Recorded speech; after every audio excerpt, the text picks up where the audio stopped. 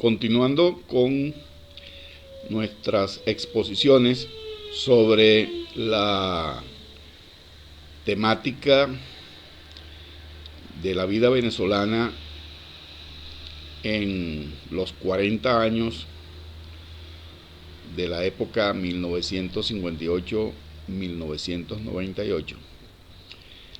Habíamos ya revisado, habíamos hecho algunos análisis sobre una primera fase en la década 58-68, es decir, lo correspondiente a los periodos constitucionales de Rómulo Betancourt y Raúl Leoni. Y en una exposición posterior abordamos la situación del país para la década 1968-1978, es decir, la época que corresponde a los gobiernos de Carlos Andrés Pérez y primero Rafael Caldera y luego Carlos Andrés Pérez. El gobierno de Pérez, señalamos, fue una época de profundas transformaciones del país. Entre otras cosas, uno de los eventos más importantes de esa época fue la nacionalización del hierro, es decir, de la actividad ligada pues a la extracción y exportación de mineral de hierro, y asimismo algo mucho más importante, la nacionalización de lo que era pues y sigue siendo la principal actividad económica venezolana: la extracción, refinación, transporte y exportación de petróleo. Esa actividad nacionalizadora pues de Pérez se dio en medio de una situación de una expansión, de un crecimiento desmesurado de los precios del petróleo, lo que condujo a una bonanza fiscal, a unos ingresos como nunca antes los había tenido el país, que produjo una especie de intoxicación económica. Esa expansión del gasto público, ese crecimiento de la economía en manos del Estado, esa inmensa riqueza que se invirtió, alguna de buena manera y otra de muy mala manera, que fue posible no porque Pérez fuera un mago de la finanza, simplemente que al país le tocó en suerte recibir pues una avalancha de petrodólares. Algunos la han llamado pues la piñata petrolera.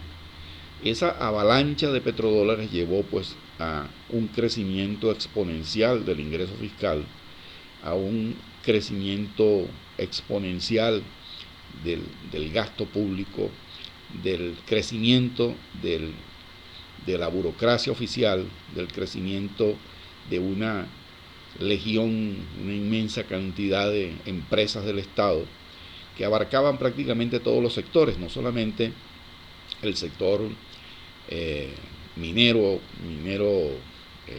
o ferrominero ligado al mineral de hierro. No solamente creció el sector petrolero ahora 100% en manos del Estado a través de la empresa PDVSA y sus empresas operadoras, sino que también va a crecer desmesuradamente la actividad generadora de hidroelectricidad, los grandes proyectos del Guri, pues que se aumentaron 4 y 5 veces el diseño original. Igual pasó con el sector siderúrgico, no solamente el siderúrgico de las grandes acerías, la producción de acero, de productos planos, de tuberías, de múltiples productos y subproductos de esas plantas siderúrgicas del Orinoco, sino que también se va a generar un crecimiento inmenso pues, de la producción y exportación de aluminio, que llegó a tener una importancia económica grandísima. Bueno, ese crecimiento económico grande del país fue acompañado, decíamos antes, en la otra exposición, de una aguda inflación, de un proceso inflacionario. Y algo que fue terrible, el crecimiento de la corrupción generalizada. Incluso el propio presidente, sus ministros y muchos altos personeros gubernamentales van a ser acusados de ser los beneficiarios de ese proceso de corrupción. Incluso eso fue objeto de debates parlamentarios y acusaciones que en algunos casos pues no llegaron a ninguna parte. En medio de esa situación, la oposición encabezada por el candidato de Copey, Luis Herrera Campins, arremete contra esa situación y plantea pues con el eslogan ¿dónde están los reales?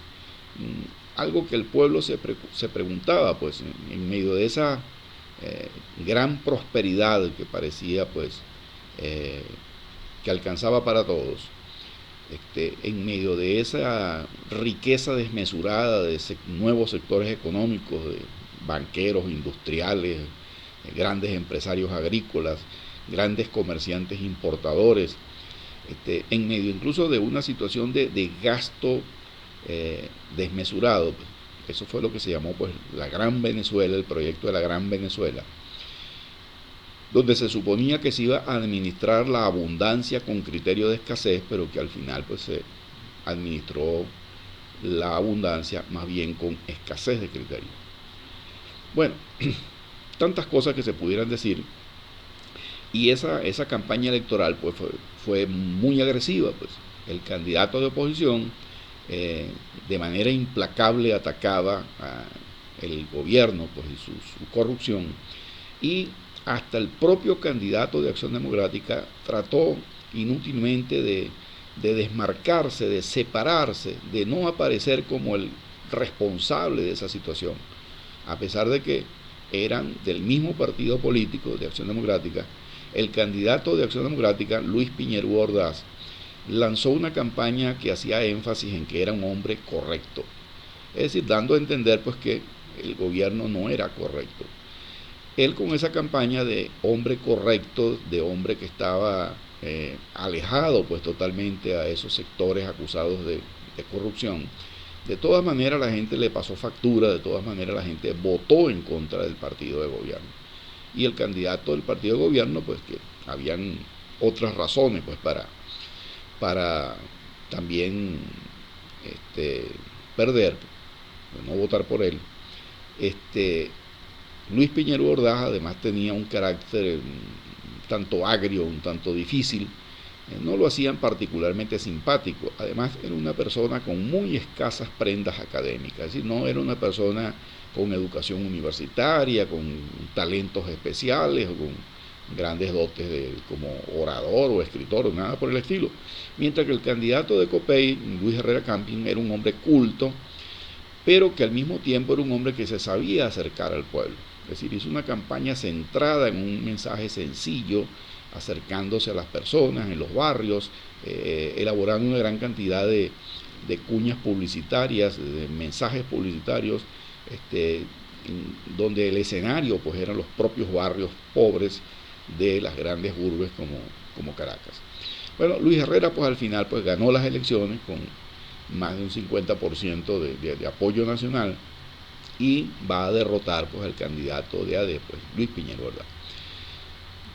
Luis Herrera pues va a gobernar su periodo completo, va a gozar de la ventaja, pues de dos grandes ventajas. Primero, recibió un país en paz, un país donde ya la violencia guerrillera, la violencia política pues ya no existía, y además de eso pues, va igual que Carlos Andrés Pérez a recibir una nueva avalancha de petrodólares, mucho mayor incluso que la que recibió el gobierno de Pérez. Si Pérez recibió terminó pues con un petróleo a cerca de 10, 12 dólares por barril, Luis Herrera Campins va a tener petróleo a 20, 25, 28 y hasta cerca de 30 dólares por barril. ¿Y a qué se debió esa bonanza, esa avalancha de petrodólares que recibirá el gobierno de Luis Herrera? Pues a la misma razón que tuvo Pérez. O sea, si Pérez fue un conflicto, el conflicto árabe-israelí, pues que explicó el llamado embargo petrolero árabe a Occidente, en el caso de Luis Herrera se va a deber fundamentalmente a una guerra terrible entre dos naciones del Medio Oriente, la guerra Irán-Irak. Esa terrible guerra que duró casi 8 años, en la cual estos dos países destruyeron buena parte de su infraestructura petrolera, se destruyeron mutuamente las refinerías, los campos petroleros, es decir, se entorpeció pues toda la actividad petrolera, y eso hizo fue que aumentaran mucho más los precios petroleros por la inseguridad en el suministro pues que existían para el momento. Entonces Luis Herrera, que dijo que había recibido un país hipotecado, esa fue una de sus frases más interesantes cuando recibió el poder, y eso era verdad, pues recibió un país hipotecado porque recibió un país con una inmensa deuda externa. Una deuda externa que no tenía ninguna justificación porque el gobierno de Pérez había recibido ingresos petroleros elevadísimos y él inexplicablemente no solamente gastó todo ese dinero, toda esa bonanza fiscal pues, que recibió por concepto del aumento de los precios petroleros, o sea, no solamente se gastó todo ese ingreso, sino que encima de eso dejó una pesada deuda externa. Deuda que se contrajo pues de manera inexplicable, porque al principio era que Venezuela más bien tenía tanto dinero que lo tuvo que represar en un fondo de inversiones. Incluso Venezuela había suministrado préstamos a muchos países de América Latina, préstamos casi que eran una donación, un regalo, pues, porque eran a muy bajo interés, y muchos de esos préstamos ni siquiera los recuperamos nunca.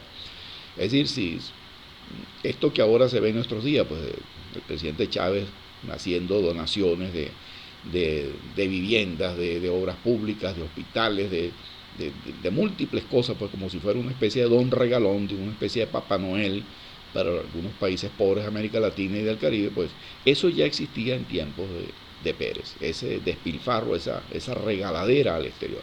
Y Pérez, igual que Chávez, pues se la pasaba era asistiendo a todos los grandes eventos internacionales, a todas las cumbres. No solamente iba a las grandes cumbres y reuniones internacionales en el exterior, sino que incluso organizó grandes cumbres y grandes reuniones internacionales en la propia Venezuela. Es decir, produciendo eso un gran despilfarro de recursos.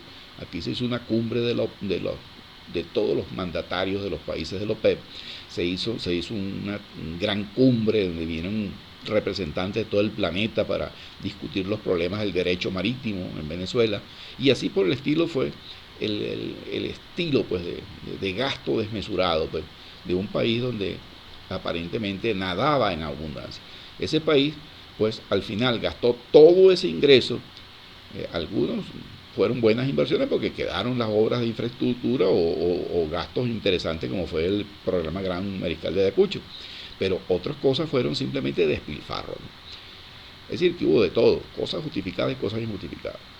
Bueno, volviendo a lo que decíamos de Luis Herrera, el gobierno de Luis Herrera pues va a empezar pues con esa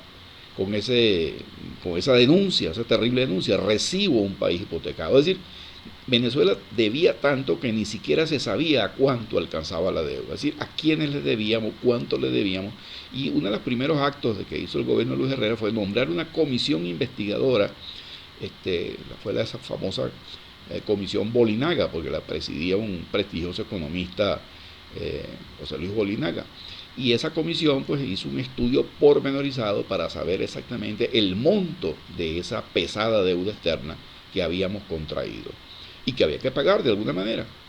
Pues Luis Herrera, el gobierno de Luis Herrera, no solamente no pagó esa hipoteca, sino que la aumentó. Es decir, de nada le sirvió decir eso de recibo un país hipotecado, cuando que simplemente al final pues no pagó esa hipoteca, no pagó esa deuda, sino que dejó una deuda todavía mucho mayor.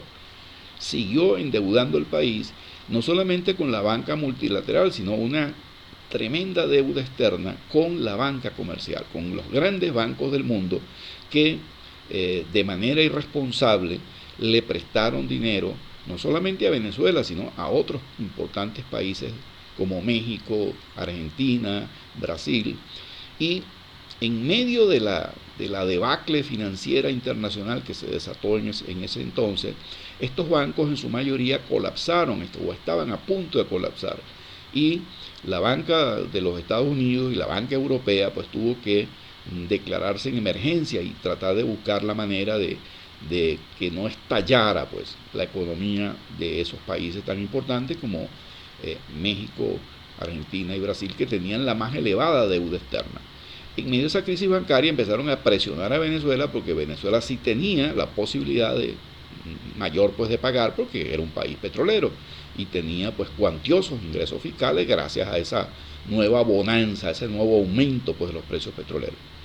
Bueno, esa es una de las cosas paradójicas pues.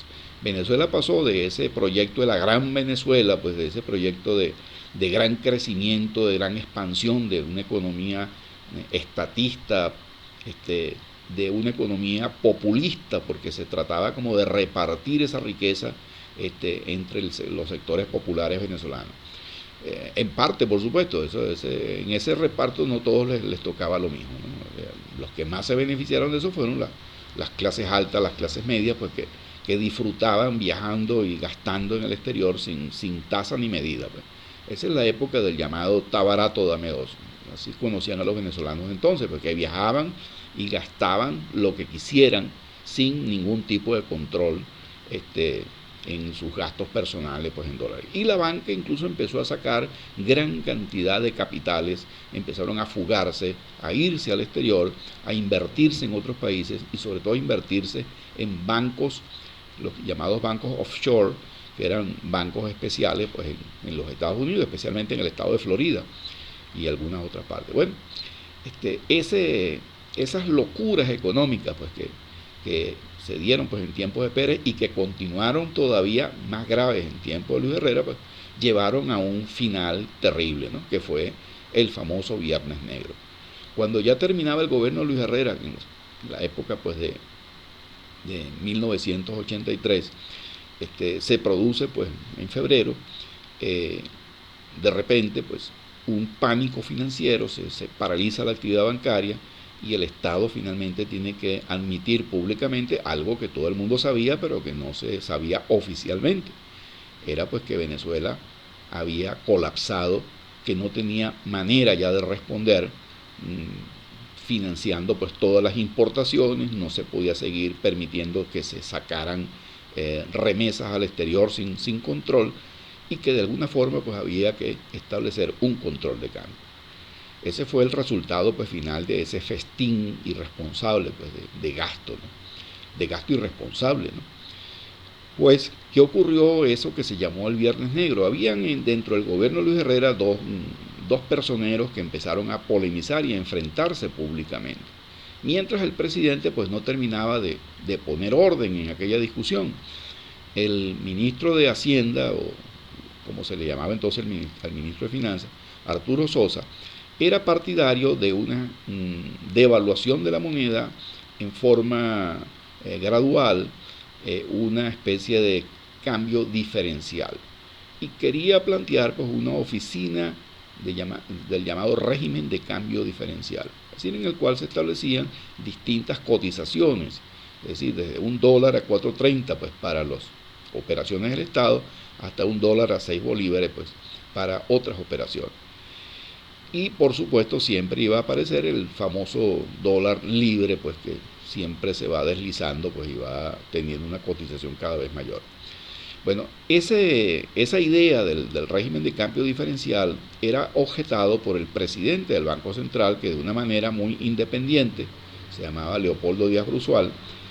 El presidente del Banco Central, de manera muy responsable y muy valiente, planteó pues que eso no era lo mejor, porque eso iba a traer corrupción, que eso iba a traer problemas a la larga. Un sistema de control de cambio de esa manera, con unas tasas diferenciadas pues, en distintos tipos de cotizaciones. Eso da margen pues, a la corrupción, pues, ese tipo de sistema cambiario. Y efectivamente eso fue lo que pasó.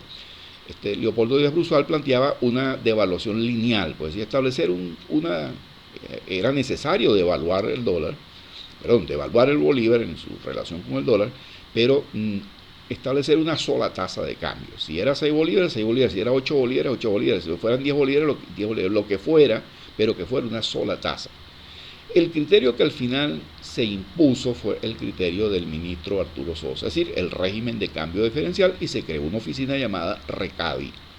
Ese RECADI es como el CADIBI, pues, que aparece ahora en nuestros días. Bueno, ese RECADI pues, aparece pues ya finalizando el gobierno de Luis Herrera, pero quien realmente lo va a aplicar y va a administrar durante 5 años esa oficina de RECADI va a ser el gobierno siguiente, que es el gobierno de Jaime Lucinchi. Entonces, bueno, cuando termina el gobierno de Luis Herrera, que hizo algunas cosas buenas, pues por supuesto, continuó la política pues de industrialización del país, continuó los grandes proyectos de Guayana, continuó una política como esa de la Fundación Gran Mariscal de Ayacucho, incentivó pues el gasto en inversiones, por ejemplo, como la construcción del metro, se inaugura el metro en tiempos de Luis Herrera, se construyen grandes obras de infraestructura para la cultura, como el caso del Teatro Teresa Carreño, pero apartando esos puntos positivos, en líneas generales, el gobierno de Luis Herrera cometió graves equivocaciones. Es decir, no quiso sincerar, no quiso aplicar un programa económico serio, no quiso aplicar un programa que enderezara las tremendas desviaciones, los profundos desequilibrios macroeconómicos que tenía Venezuela, por aquello de la popularidad. Es decir, así como Pérez prefirió pues gastar todo lo que le ingresó por petróleo y endeudar el país para seguir gastando, Luis Herrera pues no solamente no enmendó los errores que recibió, sino que los aumentó. Es decir, llegó denunciando que recibió un país hipotecado, y en vez de pagar la hipoteca, pues siguió la corriente pues de seguir endeudando el país, de seguir gastando, y terminó pues llevando al país a una debacle financiera que fue el Viernes Negro. Es decir, cuando se liquidaron las reservas, quebró el sistema bancario, la tesorería prácticamente quedó vacía, y Venezuela quedó pues en una situación bastante difícil en todo sentido. Inexplicable, eso es algo inexplicable. Si ningún economista serio puede entender cómo un país con esa cantidad de ingresos fiscales que recibió en 2 gobiernos sucesivos pudo terminar al final pues prácticamente colapsado financieramente y teniendo que obligado establecer un sistema de control de cambio. Lo que era algo como un símbolo nacional, pues la estabilidad de nuestra moneda, el dólar a 4.30, pues que eso tenía décadas, desde 1960, pues prácticamente durante 4 presidentes pues tuvimos un dólar estable, y antes del dólar a 4.30 tuvimos desde los tiempos de Gómez un dólar a 3.35, que duró hasta los 60. De los 60 en adelante hasta el 83, o sea, durante más de 23 años tuvimos un dólar a 4.30.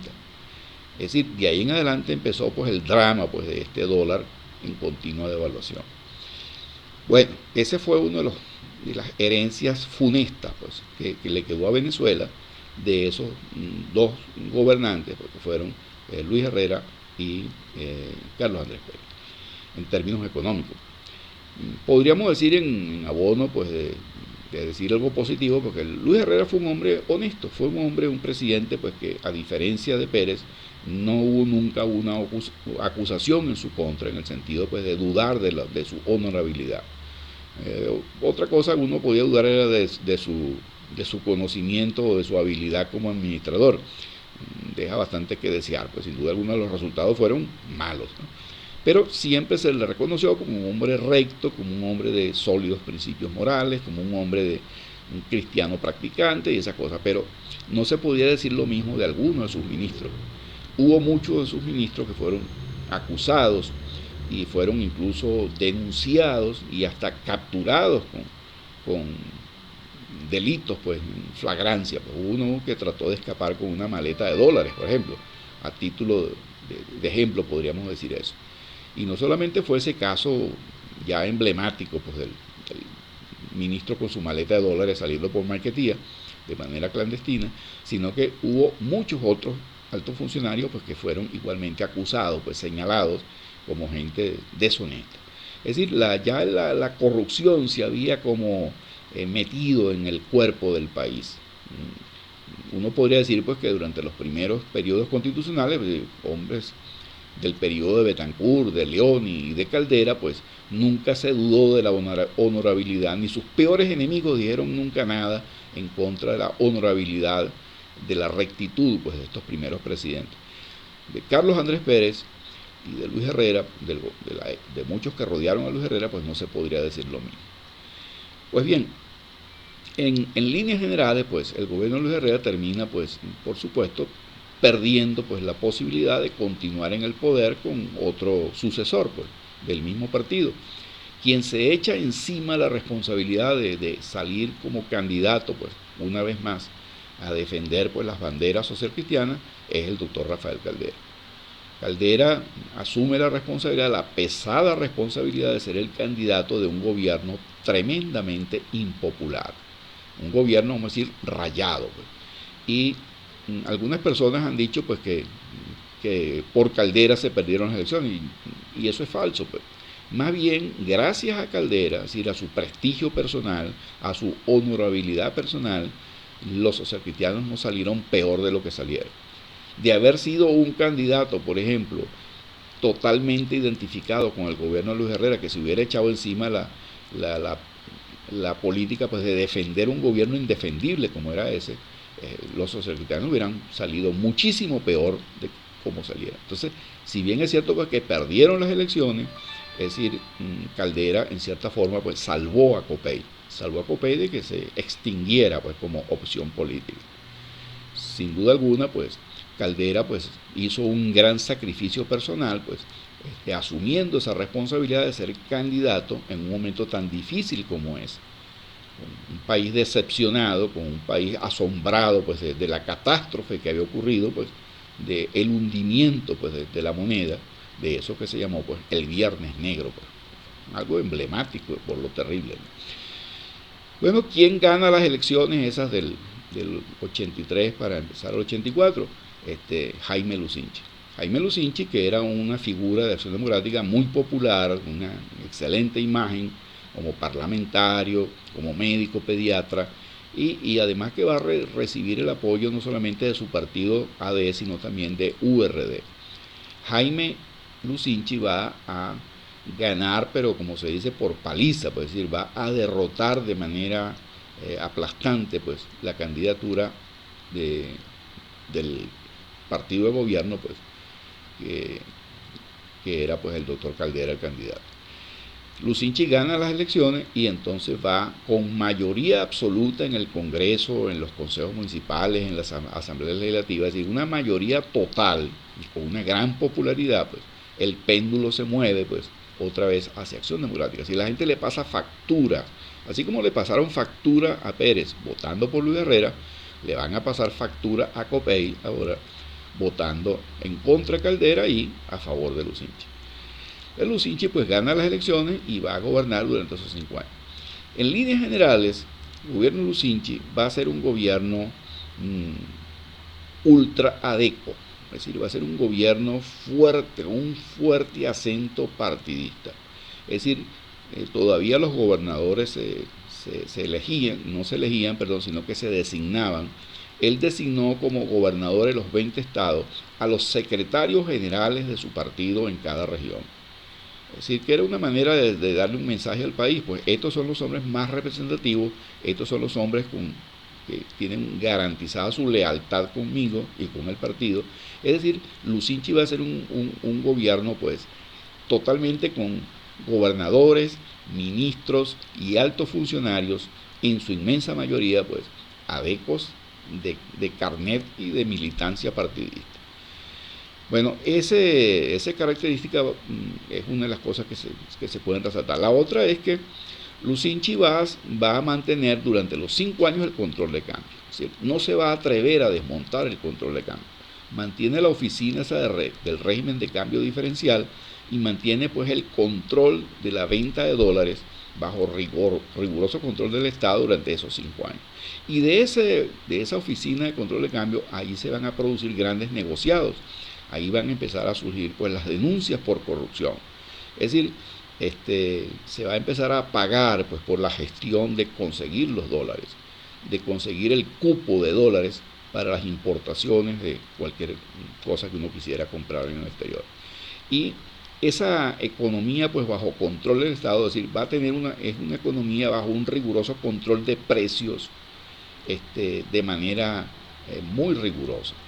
Y eso le va a permitir a Lucinchi pues pasar los 5 años sin necesidad de afectar al pueblo, el nivel de vida del pueblo. Es decir, la inflación se va a mantener a raya, los precios se van a mantener a raya, es decir, gracias a esos controles rigurosos de precios y a las importaciones preferenciales que se hacen con dólares preferenciales para el consumo del pueblo. De alguna manera, pues Lucinchi entonces mantuvo unas altísimas cuotas de popularidad durante sus 5 años de gobierno. Es decir, fue un gobierno que siguió en la misma onda populista. Nunca quiso aplicar, vamos a decir, la pesada y amarga medicina pues, de un ajuste económico. O sea, nunca quiso hablar de eso, nunca quiso pensar siquiera pues, en hacer ese ajuste económico. Siguió, como se dice, corriendo la arruga, es decir, mantuvo el país bajo ese control de cambio, bajo ese control de precio, bajo el control de los salarios, mantuvo pues la economía bastante estable. Y algo interesante, aunque no pagó la deuda externa, no la incrementó. No podía pagar la deuda externa porque el país entonces entró en una debacle de los precios. Así como Pérez tuvo una bonanza petrolera y Luis Herrera tuvo una bonanza petrolera mucho mayor todavía, en la época de Lucinchi va a haber una bajada de los precios, una baja de los precios muy marcada. Es decir, con petróleo a menos de $10 no se podían hacer milagros. Entonces, esos precios del petróleo abatidos, caídos, disminuidos pues, de los 5 años de Lucinchi, no le van a permitir a Lucinchi pues, hacer un desmesurado gasto público, sino que tuvieron que adaptarse a administrar esos pocos dólares pues, que ahora entraban, pues, comparándolo pues, con la abundancia anterior. Las importaciones pues, se administraban de la mejor manera posible pues, para que alcanzaran esos dólares. Y en cierta medida, pues, Lucinchi va a tener cierto éxito, es decir, no va a perder sus niveles de popularidad porque mantuvo la economía estable. Y la deuda exterior, la deuda externa, va a amortizarla en parte. Él va a buscar un plan para refinanciar la deuda.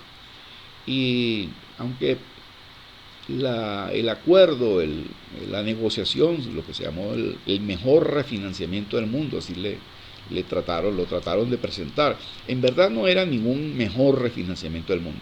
Es más, posteriormente Lucinchi decía pues, que lo habían engañado, que la banca lo había engañado. En realidad la banca no lo engañó, quienes lo engañaron fueron los que le hicieron creer que era ese en verdad un refinanciamiento maravilloso. Nadie que deba una pesada deuda y que renegocia pues esa deuda va a conseguir grandes privilegios. Simplemente la banca de manera muy realista tuvo que darle nuevos plazos, refinanciar, pues una deuda que no se puede pagar se refinancia. Pues. El negocio del banco es prestar dinero, pues. Y si le tiene que prestar dinero para que pague la deuda vieja y con una nueva deuda, pues lo hacen. Y eso fue lo que se hizo, pues. Le suministraban fondos al país para que el país a su vez le pagara a la banca. Y eso era una forma pues, de reciclar, pues, de reprogramar esos pagos. Pero a fin de cuentas los pagos había que hacerlos. Y Lucinchi pues terminó su periodo pues la deuda no había disminuido, pues técnicamente simplemente lo mismo que se pagaba se volvía a pedir prestado y se volvía a pagar. Pues. Bueno, esa situación pues le permitió mantener el país a flote, si no, no se hundió, pues, pero tampoco pudo llegar a la orilla. Pues. Nadaba contra una pesada ola, ¿no? Y no se ahogaba, pero tampoco salía completamente ileso pues, de la lucha contra esa pesada ola de la deuda. Bueno, al final ocurrió pues, que Lucinchi logró llegar al final de su periodo manteniendo pues, la industria funcionando pues, sin mayores problemas. Hubo un repunte en la actividad agrícola muy importante. y hizo un importante equipamiento de las Fuerzas Armadas para mantener pues la fortaleza pues, del país. Y algo muy interesante, a pesar de esa época de bajos precios petroleros, el Lucinchi hizo un excelente negocio adquiriendo una buena cantidad de refinerías petroleras en Europa y en los Estados Unidos. Ahí fue donde apareció la famosa empresa Citgo. Esa compra de esos bienes petroleros, de esas refinerías petroleras, esos oleoductos en el exterior, le van a permitir a Venezuela, en algún sentido, garantizarse la compra segura de su petróleo en esos mercados. Es decir, porque se la compraba ella misma, pues, siendo dueño de la Citgo en los Estados Unidos, pues todas las exportaciones que iban a ese mercado, pues buena parte de ese petróleo que se exportaba hacia allí se refinaba, se transportaba y se expendía en miles de estaciones de servicio que tenía la Citgo y que tiene todavía en los Estados Unidos. Esa fue una excelente inversión, fue una excelente idea. Y eso le permitió, en cierta medida, pues, al gobierno Lucinchi, pues, mantener un ingreso importante por concepto petrolero a pesar de los bajos precios petroleros. Es decir, el tener esas inversiones en el exterior le garantizó, pues por lo menos, no perder mercados. Le garantizó por lo menos mantener un precio estable y seguro para el petróleo venezolano, que tenía que competir pues con otros productores internacionales. Ya para ese entonces no hay ninguna guerra en el Medio Oriente, no hay ninguna guerra Irán-Irak, es decir, esos problemas pues, que hicieron crecer los precios no operaron en tiempo de Lucinchi. Es decir, que Lucinchi tuvo, entre comillas, pues mala suerte pues, en ese sentido. No contó con una bonanza petrolera, sino todo lo contrario, una caída de los precios petroleros. Pero a pesar de eso, salió airoso. Y hay que decir pues que Lucinchi no lo hizo del todo mal. Obviamente en el caso de la corrupción pues no se puede decir lo mismo. El gobierno Lucinchi fue igualmente atacado de manera implacable pues, por sus adversarios políticos, denunciando pues las tremendas casos de corrupción, sobre todo en todo aquello que giraba pues en torno a Recadi, pues, es decir, la asignación de dólares preferenciales a ciertos privilegiados, a ciertos venezolanos pues, que tenían los contactos adecuados para conseguir esos cupos especiales pues, de ese dólar preferencial pues, que era la fuente de la riqueza rápida pues, para muchos. Eso sigue todavía operando hasta nuestros días. Hoy día pues quien tiene acceso a ese dólar preferencial pues es el que tiene la oportunidad pues, de hacer los grandes negocios. Quien no tiene acceso a esos dólares preferenciales pues por supuesto no tiene opción de salir adelante. Es decir, no ha cambiado mucho la situación desde esa época a nuestros días. Siguiendo con esta tónica, podríamos agregar pues que el gobierno Lucinchi va a ser pues, un gobierno que por lo menos mantuvo un clima de paz, un clima de relativa estabilidad, no hubo grandes conflictos. Incluso hasta tuvimos la buena suerte de tener la primera visita papal, pues la primera vez que un papa vino a Venezuela pues fue precisamente en la época del gobierno Lucinchi. Cuando este gobierno termina, cuando este gobierno pues llega a su final, se plantea entonces un debate sobre quién pudiera ser la solución a ese gobierno Lucinchi. Y la oposición de Copey pues lanza como candidato a un importante dirigente, a un importante líder, el secretario general de Copey, Eduardo Fernández, un sólidamente formado, intelectual, formado incluso con posgrados en Europa y los Estados Unidos, un hábil político, un muy educado pues líder parlamentario, secretario general de Copey, pues, etcétera, etcétera. Se suponía que ser un candidato estrella, pues, un candidato de primera, pues, un candidato de primer mundo, ¿no? Y sin embargo, Eduardo Fernández va a ser derrotado de manera terrible, ¿no? Por una persona que ya había ejercido el poder antes. Nos referimos a Carlos Andrés Pérez. Se empieza a mover pues, una campaña insistente, una campaña que tiene un eslogan muy sencillo: el gocho para el 88. Es decir, se plantea pues que para las elecciones del 88, ¿sí?, las elecciones que buscarle sustituto pues, a Lucinchi, el candidato iba a ser el Gocho, como le decían popularmente a Carlos Andrés Pérez.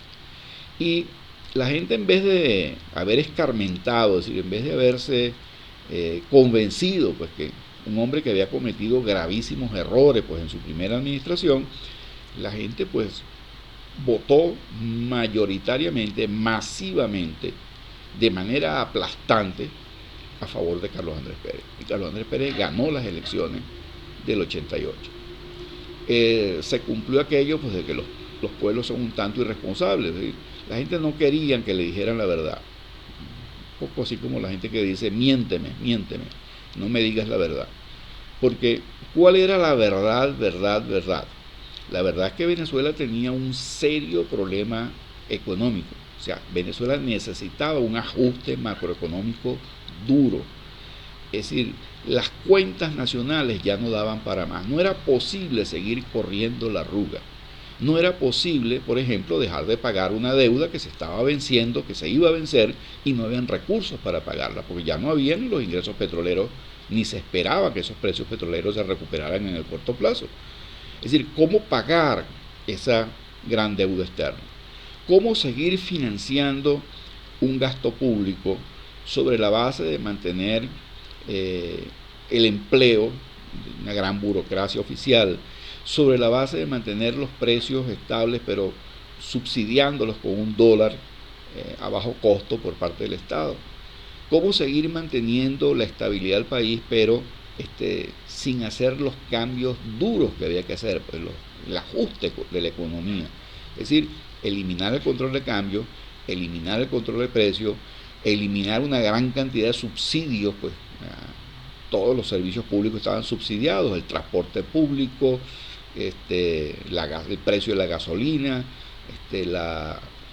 por supuesto, la electricidad, los teléfonos, es decir, todo lo que los venezolanos consumían eran ridículamente bajos a precios regulados por el Estado y por supuesto subsidiados por el Estado. Es decir, eso no se podía seguir manteniendo, es decir, no había manera de seguir pagando eso a largo plazo. Pero nadie quería decirlo, porque eso era impopular. Pues. O sea, Lucinchi se negó a aplicar ese ajuste y quien lo iba a sustituir, es decir, su compañero de partido, Carlos Andrés Pérez, tampoco le explicó al país que iba a hacer eso.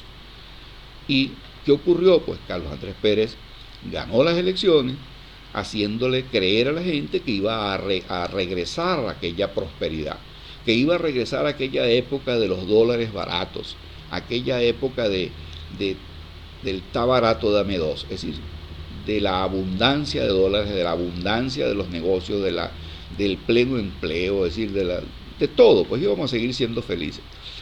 Y el candidato de la oposición no lo denunció.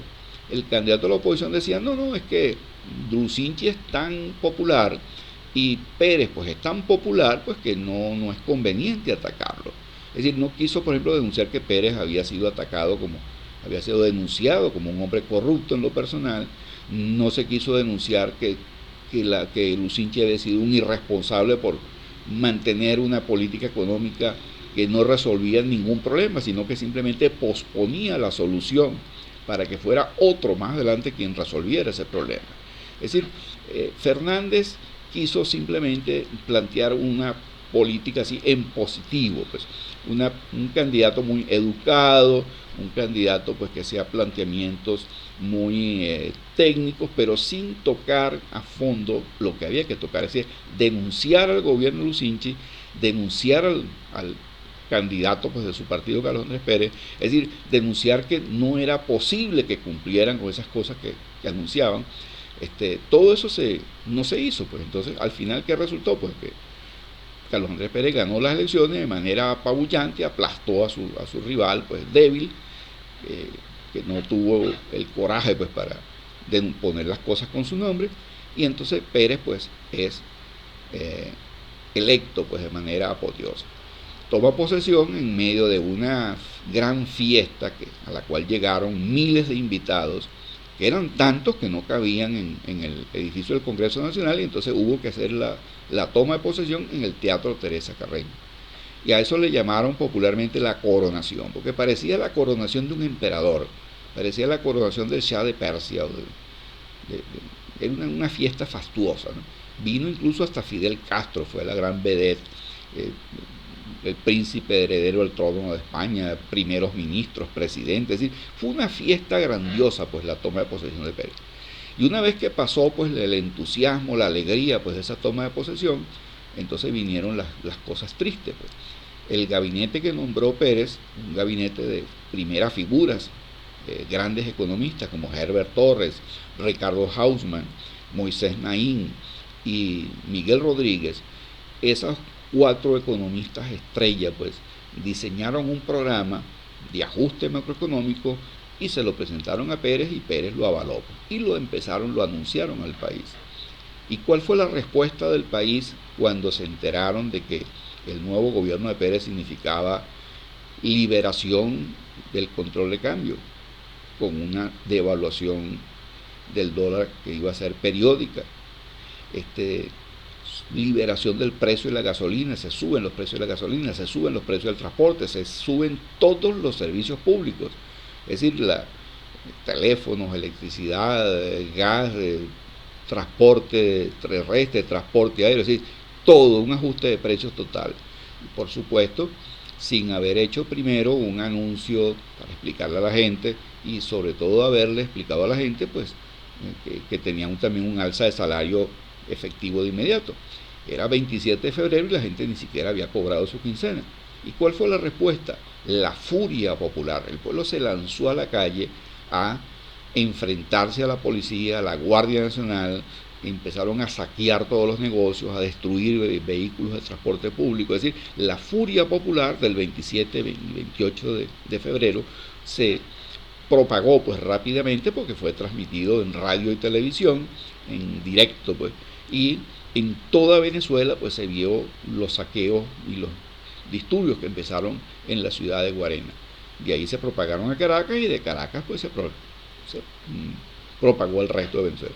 Fue tal el tamaño del sacudón de ese 27 de febrero pues que entonces hubo que suspender las garantías, llamar a las Fuerzas Armadas pues para imponer el orden y evitar la anarquía total.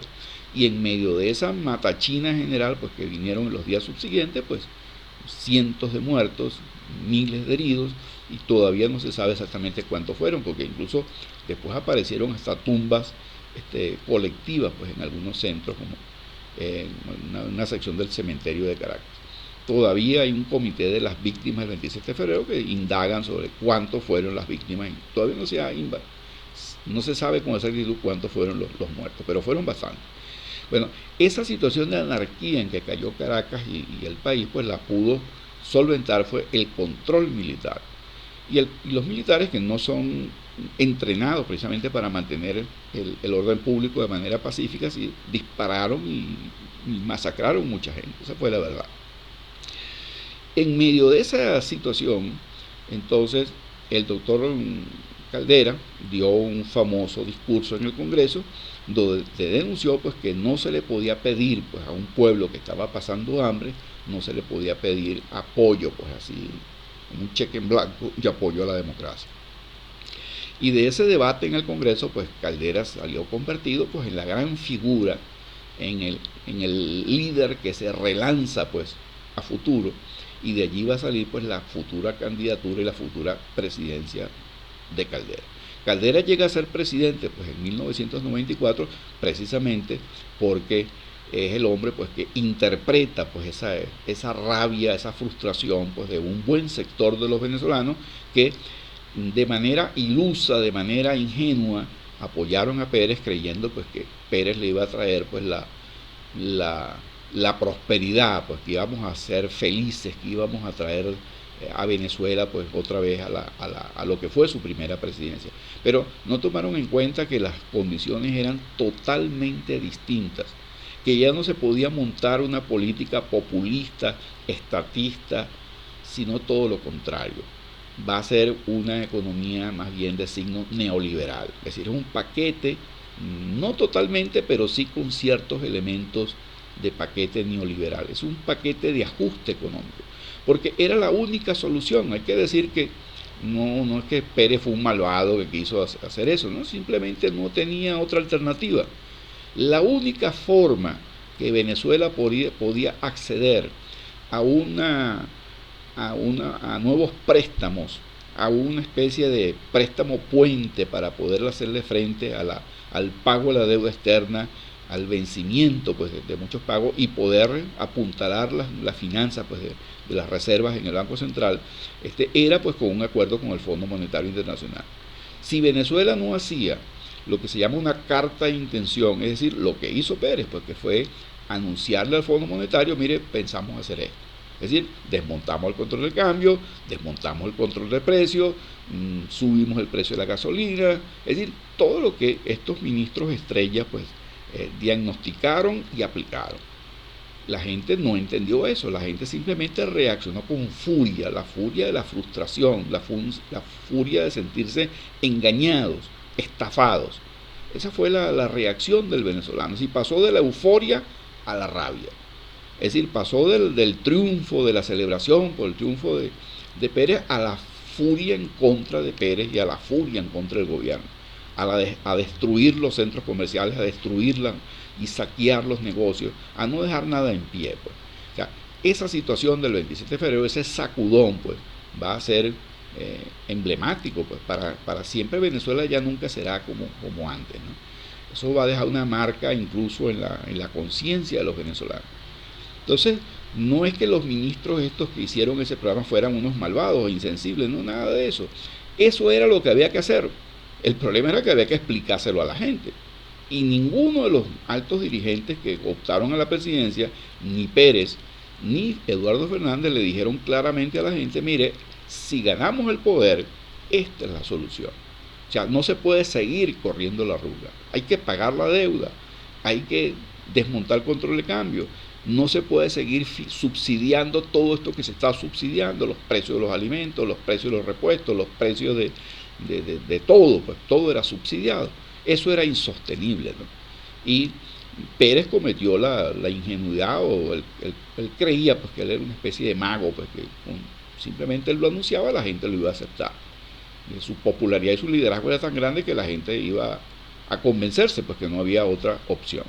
Y no fue así, pues la gente reaccionó en contra de él. Bien, eso fue lo que ocurrió pues entonces en 1989. Caldera entonces sale pues relanzado pues con sus laureles reverdecidos pues directo pues a ser el siguiente presidente pues en el lapso constitucional posterior en las elecciones del 94 y va a ser presidente por segunda vez, en parte pues por ese famoso discurso del 4 de febrero, cuando Copey y AD pues le anuncian al país pues que hay que esperar, y que hay que tener calma, que hay que apoyar al presidente. Esta cosa, Caldera se lanza por su cuenta a atacar de manera dura al gobierno y eso le dio un excelente resultado inmediato. Algunos dijeron que eso fue una actitud oportunista de Caldera. No es que fuera propiamente una actitud oportunista. Los políticos tienen que tener sentido de la oportunidad, que es otra cosa. Y Caldera vio, sinceramente, pues que esa era su oportunidad y la supo aprovechar. Es decir, le habló al país que lo quiso oír. Hay que decir también que hubo otros dirigentes que ese día se cubrieron de gloria, pues entre comillas. Hombres, por ejemplo, como Andrés Velázquez, hombres como Aristóbulo Istúriz, que en ese entonces eran dirigentes de la causa R, pues salieron lanzados también al poder ese día. Ellos también fueron grandes oradores de ese día. Aristóbulo Istúriz era el siguiente alcalde de Caracas en época posterior, y el caso pues de Andrés Velázquez, porque será gobernador del estado Bolívar. Y la causa R se va a convertir en un gran partido, tan grande como cualquier otro partido importante del país en las siguientes elecciones. Tan es así pues que se decía que Andrés Velázquez pudo hasta haber sido ganador de las siguientes elecciones, porque fueron resultados muy parejos pues, entre los candidatos pues, de las elecciones siguientes, donde no hubo polarización. En tiempos de la primera presidencia de Pérez, en tiempos de la presidencia de la candidatura de Luis Herrera y en tiempos de la presidencia de, de Lucinchi, hubo una gran polarización, es decir, casi el 90% de la población votaba por AD y COPEI. En cambio, en las elecciones del 94 se acaba pues para siempre la polarización. Estas son las primeras elecciones donde no hay polarización. Se parece a aquellas elecciones que hubo en el pasado, en las famosas elecciones del 68, pues, donde hubo una especie de abanico de candidatos, pues cada uno con igualdad de oportunidades. Bueno, diríamos pues que el gobierno de Pérez entonces va a aplicar una política total y absolutamente distinta a la de su primer gobierno. Si el primer gobierno fue populista, este segundo gobierno va a ser neoliberal. Si el primer gobierno tuvo su centro pues, en una economía del Estado, una economía con grandes empresas del Estado, esta nueva administración de Pérez va a ser una economía que se va a auspiciar es de privatización de empresas. Se va a buscar venderle al sector privado bancos, líneas aéreas, hoteles, todo tipo de empresas que no eran necesarias porque no eran estratégicas, van a ser vendidas al mejor postor pues, a los inversionistas privados. Es decir, es una economía ahora que hace énfasis en la privatización, en la inversión privada, en la libertad de mercado, es decir, acabar en lo posible pues, con los controles de precios, controles de tasas de interés, controles de cambios, y todo eso se elimina. Entonces es un gobierno pues totalmente diferente.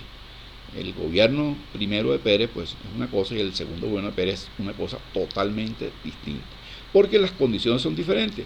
Aquel primer gobierno de Pérez era un gobierno de altos precios petroleros, este es un gobierno ahora del 1989 al 94 de bajos precios petroleros.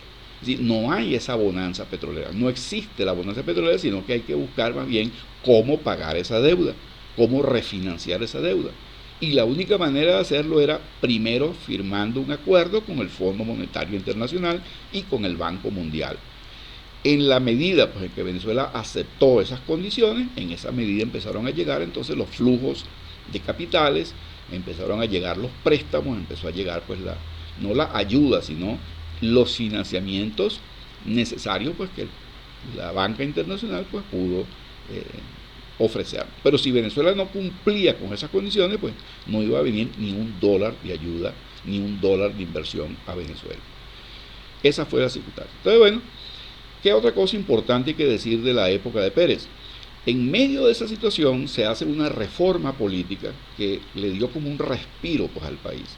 Esa reforma va a permitir, la reforma de 1989, va a permitir entonces que se hagan las primeras elecciones de alcaldes y gobernadores.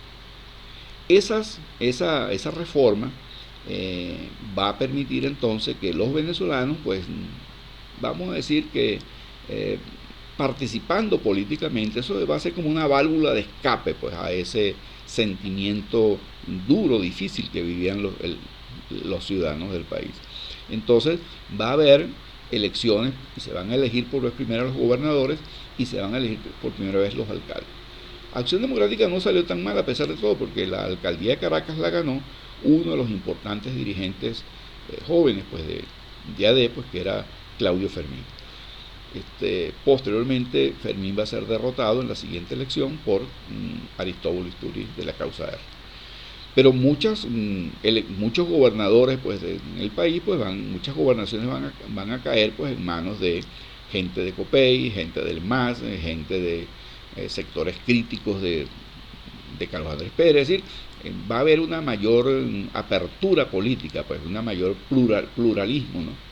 El poder se va a repartir pues, ahora regionalmente y municipalmente. Hay que decir pues, que eso democratizó pues, mucho más al país y le va a dar incluso a sectores de la sociedad civil por vez primera pues, la posibilidad pues, de participar en el debate político y de hacerse cercano pues, a los consejos municipales, a las legislaturas regionales. Es decir, va a haber una mayor participación ciudadana pues, a raíz de esas reformas del año 89. Bueno, cuando la situación estaba como enrumbándose, se produce entonces una dura situación, que se producen dos golpes militares el año 92. el golpe del 4 de febrero, que lo encabeza Hugo Chávez, y el golpe del 27 de noviembre, que lo encabeza un grupo militar, el general Visconti y el contraalmirante Gruber Odremán. Esos dos golpes militares sacuden la estabilidad pues, del gobierno de Pérez. Estos golpistas fracasan, son llevados a juicio y ahí empieza la situación a complicarse para el país. Posteriormente, a estos golpes militares, se produce la acusación a Pérez de casos de corrupción que nunca se le habían podido probar en el pasado. Y finalmente, pues en el Congreso Nacional se aprueba pues autorizarlo pues para que la Corte Suprema de Justicia lo enjuicie y lo separan de la presidencia. Y entonces el último año de su presidencia lo va a completar es un presidente provisional que será el doctor Ramón J. Velasco, cuya máxima tarea pues va a ser administrar pues el día a día, pues no va a ser una presidencia pues que va a hacer grandes cambios, ni mucho menos. Ese día a día pues lo lleva pues hasta las elecciones, donde va a ser electo, donde va a salir electo el doctor Rafael Caldera. De alguna forma pues esa elección de Caldera pues va a echar pues por tierra pues lo que era la Venezuela del bipartidismo, la Venezuela del llamado punto fijismo. Es decir, ya los partidos AD y COPEI entran en crisis, hay procesos de división en AD, hay procesos de división en COPEI. Caldera llega a la presidencia en contra de la opinión, en contra de su propio partido. Es decir, él rompe con su partido, se lanza por su cuenta, con un partido propio, que era una disidencia de COPEI llamada Convergencia, que va a recibir el apoyo del MAS y de una gran cantidad de pequeñas organizaciones que llamaron popularmente el chiripero. Ese chiripero, el MAS y Convergencia, van a permitir la elección de Caldera como presidente de la República pues en 1994. Y ese será el último presidente pues de ese periodo de presidentes civiles, que va a cerrar el ciclo pues antes del triunfo de Chávez pues el año 98. Esa presidencia de Caldera pues es interesante, no vamos a dejarla para una siguiente presentación.